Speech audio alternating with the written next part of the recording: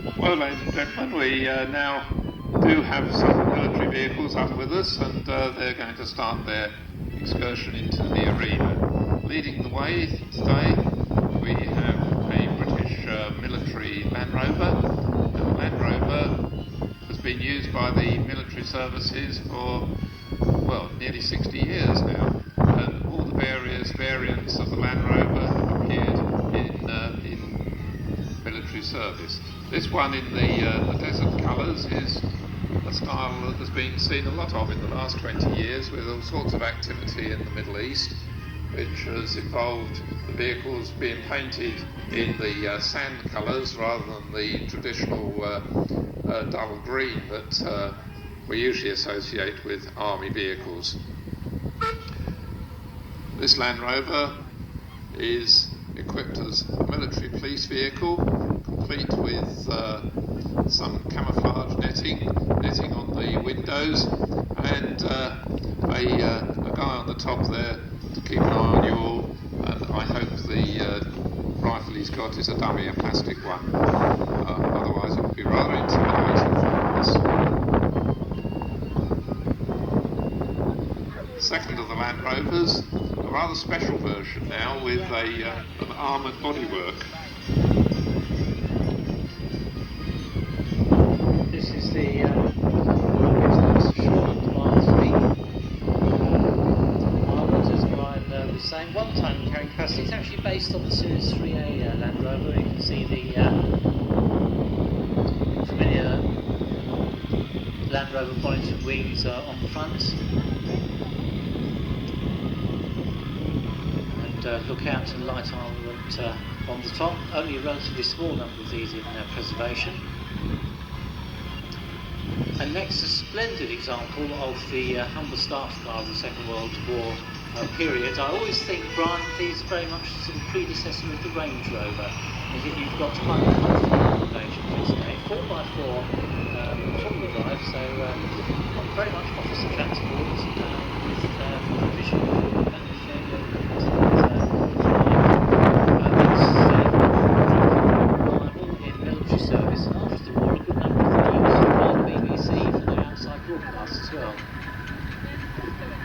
Yes, they're a vehicle which doesn't often appear in pictures of the Second World War, but must have been produced in some considerable numbers. And of course it's a vehicle style and type that you really don't associate with Humber as a vehicle producer. But during the Second World War, of course, all the manufacturers had to turn to and produce what they were told to produce rather than what they would normally have done. If you're going to marshal on the gate, could we ask you to slow down a little bit, because they're coming in quicker than we can talk about them.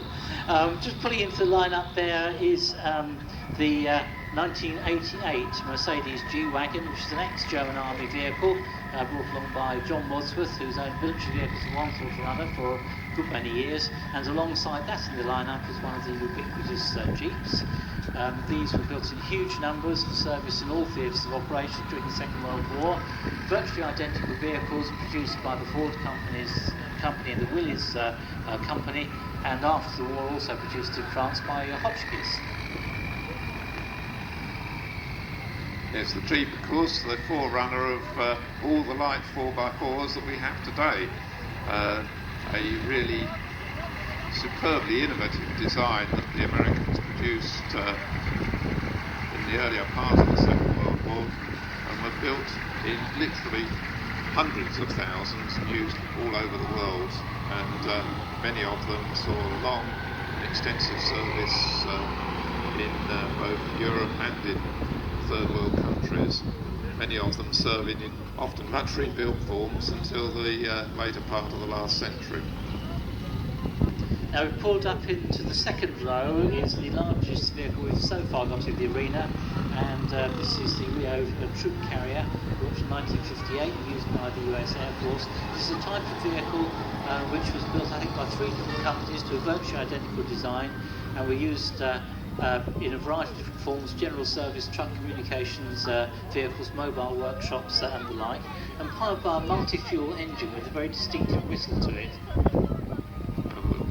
Also, just manoeuvring across the centre of the ring there, the Chevrolet Blazer of 1983, the V8 2-litre diesel. used by the American services on bases over in Europe, at least for civilian use in this country.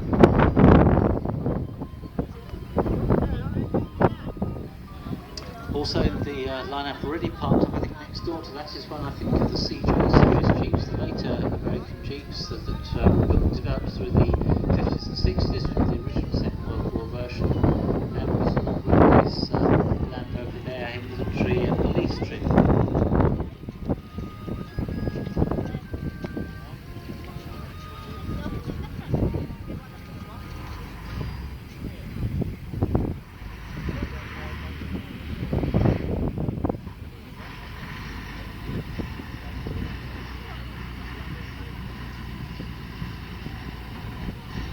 During the late 70s, early 1980s, the British Army, for some of its heavier vehicles, got their supplies from the Foam Company, which was secured vehicle manufacturing. Whether this was because they had a particularly good design or whether it was assistance to keep the Foam Company going, I don't know. I rather suspect the latter. This one is a six-wheel drive, heavy recovery unit with a demountable bodywork with a large hiab on the back and a Balcon winch on the back for recovery purposes. A fairly compact, very powerful vehicle in a mixture of colours, of course, because it's got the dark green Army traditional colour, and then the camouflage sand colours that are used in places where the countryside is more of a desert nature.